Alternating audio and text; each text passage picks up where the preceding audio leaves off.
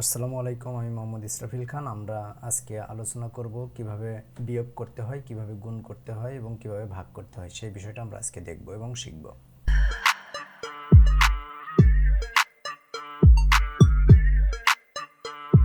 দেখুন, প্রথমে আমরা দেখব কিভাবে বিয়োগ করতে হয়। দেখুন, স্বাভাবিকভাবে আমরা বিয়োগ করতে পারি। এখানে দিয়ে কিছু স্টুডেন্ট নিয়েছি, সেই স্টুডেন্টের বাংলায় মার্ক পেয়েছে, এখানে যে সংখ্যাটা সেটা আমি বসিয়েছি, তারা যেটা অ্যাচিভ করেছে এবং টোটাল মার্ক কত ছিল ওই সাবজেক্টে সেটা এখানে দিয়েছি।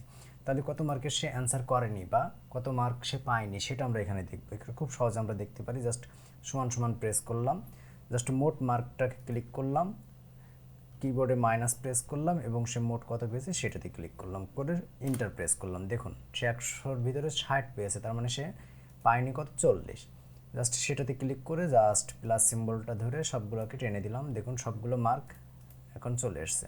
ঠিক সেমভাবে মিলিয়ে দেখুন, 100 থেকে যদি 65 পায় তাহলে সে 35 পায়নি, সেই বিষয়টা এখানে চলে এসছে। এর পরবর্তীতে দেখুন এখানে কীভাবে গুণ করতে হয় আমরা সেই বিষয়টা দেখব। দেখুন, এখানে কিছু স্টুডেন্টের আমরা লিখেছি যে বইয়ের কোয়ান্টিটি, যেখানে 60টা বই আছে, সেক্ষেত্রে পার কোয়ান্টিটি অ্যামাউন্টের দাম যদি 100 টাকা করে হয় তাহলে কিন্তু টোটাল কত টাকা আসবে সেই বিষয়টা আমরা দেখব।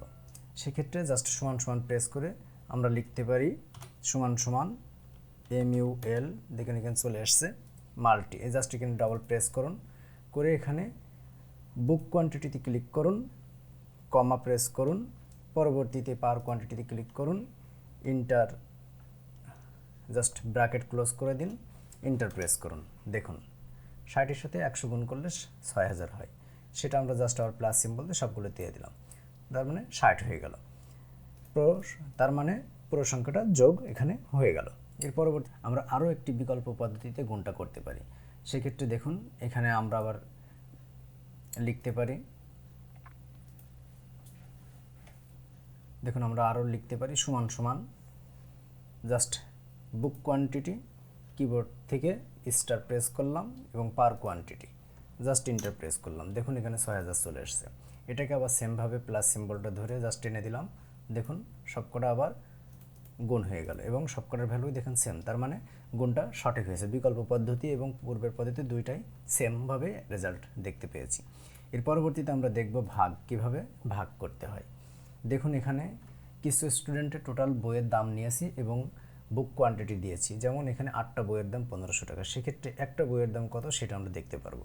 সেখানে আমরা লিখতে পারি সমান সমান DIV, জাস্ট এখানে লিখে ডাবল প্রেস করলাম, করে এখানে টোটাল টাকাটা কত সেটাতে দিলাম, কমা প্রেস করলাম, বুক সংখ্যা দিলাম, ব্র্যাকেট ক্লোজ করলাম, ইন্টার প্রেস করলাম।